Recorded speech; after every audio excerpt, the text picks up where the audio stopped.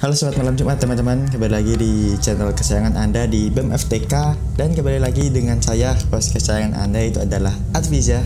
Jadi di Kamisteri episode kemarin tuh lumayan banyak ya yang antusias. Jadi sekarang juga udah banyak banget yang nungguin buat episode yang kedua. Jadi langsung aja kita kabulin. Dan di episode yang kedua ini kita akan membahas beberapa cerita-cerita dan juga kejadian horor yang ada di ITS yang dialami sendiri oleh mahasiswa-mahasiswa di ITS. Jadi langsung aja kita mulai Kamisteri episode yang kedua.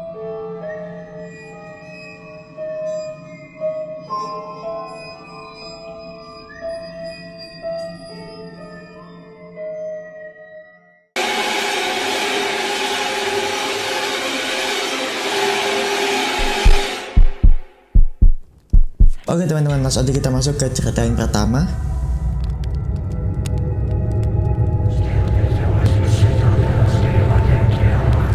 Jadi ceritanya waktu itu abis pulang dari Ricis Manyar sekitar jam 10-an malam.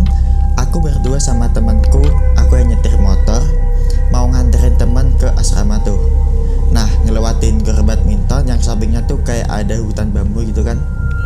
Bukan hutan bambu sih ya, tapi emang ada beberapa pohon bambu gitu di depan gor badminton. Terus pas udah lewat lingkaran yang tempat bendera-bendera itu, aku lihat ada yang naik sepeda tuh di depan. Posisinya rada kanan tapi juga rada ke tengah.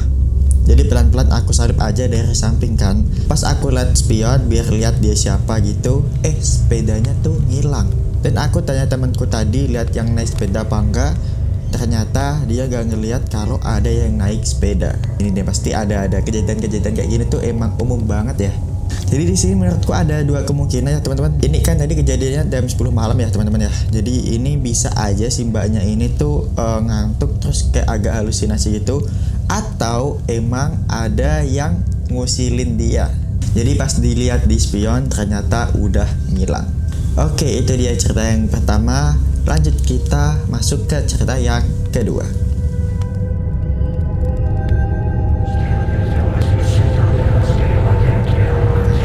Jadi aku semester itu ngeaselapin kan sampai malam. Terus aku nerima telepon, alhasil aku harus keluar lab itu. Pas aku mau masuk lagi, sekelas ada yang ngomong tapi kayak bisik-bisik bilang, "Permisi mbak." Dan aku pikir itu tuh praktikanku. Pas aku tolak kok nggak ada orang sama sekali gitu. Sedangkan di luar tuh kayak bener-bener kosong, gelap, terus itu tuh bekas abis dibangun gitu. Akhirnya aku masuk lab lagi dan tanya ke praktikanku, ternyata praktikanku tuh nggak ada yang keluar lab. Kalau temanku juga sering nge-lab buat tugas akhir sampai malam, dianya sendirian di lab terus ada yang manggil dia. Dan waktu itu dia keluar tapi nggak ada siapa-siapa. Ini dia di lab yang berbeda di lantainya. Oke, setelah dilihat dari ceritanya, kemungkinan ini menurutku ya, jadi ini emang menurutku ada sesosok yang emang jahil dan juga usil gitu, yang emang dia tuh ngejailin beberapa siswa dengan kayak ngebisikin gitu sih ya teman-teman. Karena ini tuh kasusnya emang hampir sama gitu. Dan ini tuh kejadiannya nggak pasti ini disebutin di lab mana, tapi ini banyak tuh dari fakultas vokasi. Jadi buat teman-teman yang dari fakultas vokasi, kalau misalnya juga pernah mengalami kejadian serupa, boleh komen di bawah. Oke, itu dia cerita kedua. Kita masuk ke cerita yang ketiga.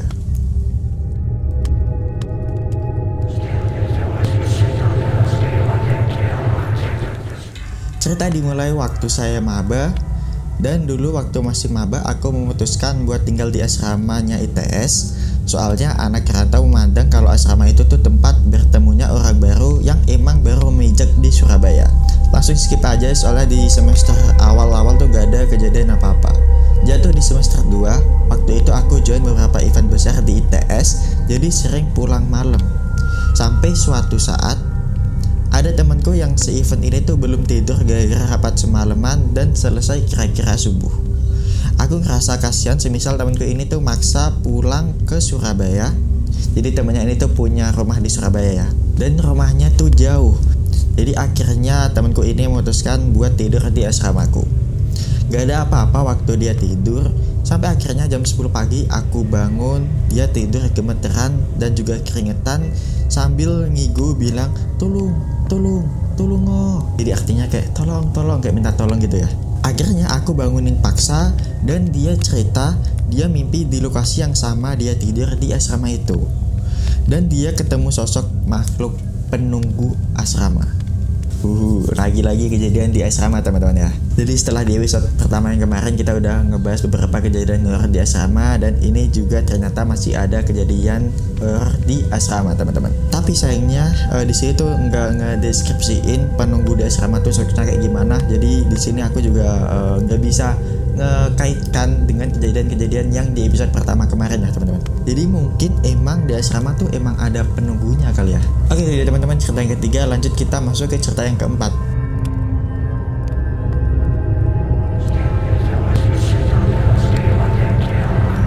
Di sini narasumbernya bersedia untuk cerita langsung, jadi langsung aja kita dengerin ceritanya. Jadi tuh ini kejadiannya dulu waktu aku masih semester 1. Itu kan masih maba ya. Nah, waktu itu aku berdua sama temanku, kita sama-sama cewek.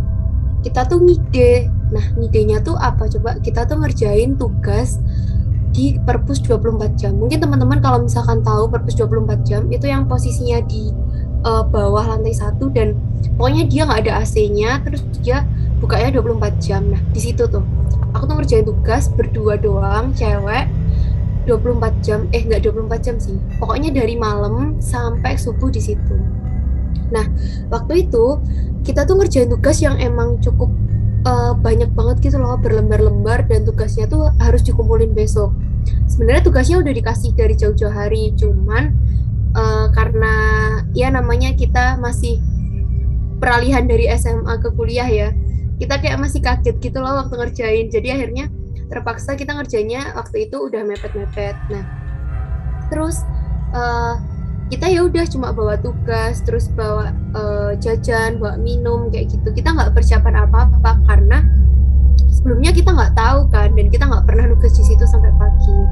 Nah, waktu kita di situ nugas sampai pagi, itu awalnya dari sekitar jam, pokoknya habis isya sampai hampir sekitar jam 12-an lah ya, itu tuh masih ada orang gitu.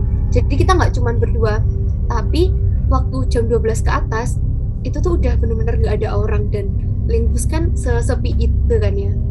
Nah, waktu itu tuh aku posisinya ngadep ke dalam, maksudnya aku bukan ngadep ke jendela gitu, temanku yang ngadep ke jendela, jadi aku sengaja emang ngadep ke dalam.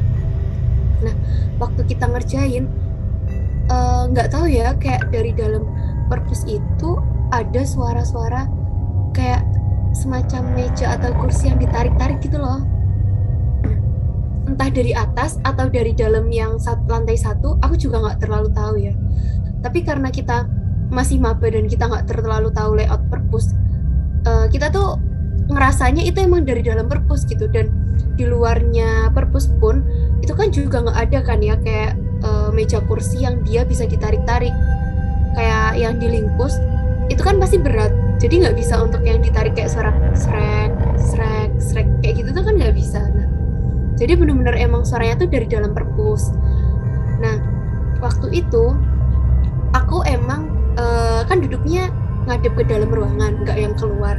Waktu aku tanya ke temanku itu, di luar kamu kelihatan apa? Kata dia tuh dia nggak ngeliat apa-apa, cuman emang katanya tuh serem gitu, kayak kan gelap terus sepi, habis itu emang nggak ada siapa-siapa kan. Nah, tapi karena kita juga lagi dikejar sama deadline kan, akhirnya ya udah deh, kita kayak nggak terlalu menghiraukan sama suara-suara tadi gitu. Bahkan kayak kita kadang ngomong yang udahlah jangan ganggu kita dulu gitu, karena kita masih ngerjain tugas.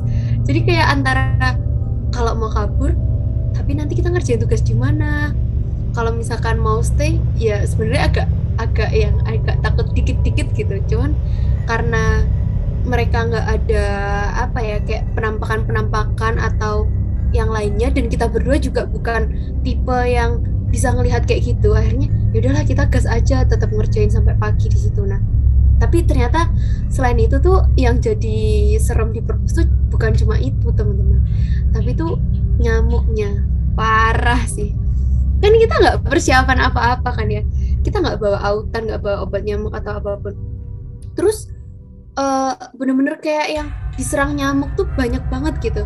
Dan ya udahlah, kayak kita juga sambil ngerjain sambil kayak tepak-tepak sana sini, gara-gara nyamuk itu.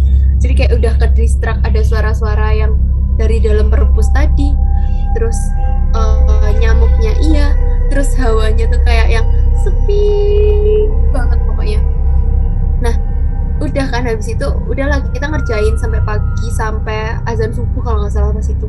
Terus ya udah kita pulang kan, ternyata kan besoknya dikumpulin ya tugasnya tuh. Tahu nggak kenapa? Nggak dinilai tugasnya sama sekali, cuman dikumpulin. Terus kita ngerjainnya tuh kayak yang sampai mati-matian melawan nyamuk, melawan suara-suara aneh di dalam perpus gitu. Terus habis itu beberapa hari kemudian kan ada arak-arakan wisuda. Nah terus asal kalian tahu, temanku yang tadi itu dia nggak ikut arak-arakan karena dia masuk rumah sakit kena gejala demam berdarah gara-gara digigit nyamuk. Semua jadi kayak plot twistnya tuh di apa ya, kayak akhirnya bukan hantunya yang bikin kita kenapa-kenapa, tapi malah si nyamuknya itu yang jadi biang keroknya. Kayak gitu sih ya, nggak terlalu serem sebenarnya, cuman itu karena masih maba dan kita awal banget, jadi ya nggak tahu harus gimana. Oke, tidak teman-teman, keempat cerita mengenai hal-hal mistis yang kejadian di ITS. Jadi buat teman-teman yang juga pernah ngalamin beberapa kejadian horor dan juga mistis di ITS, coba komen di bawah, kita sharing-sharing.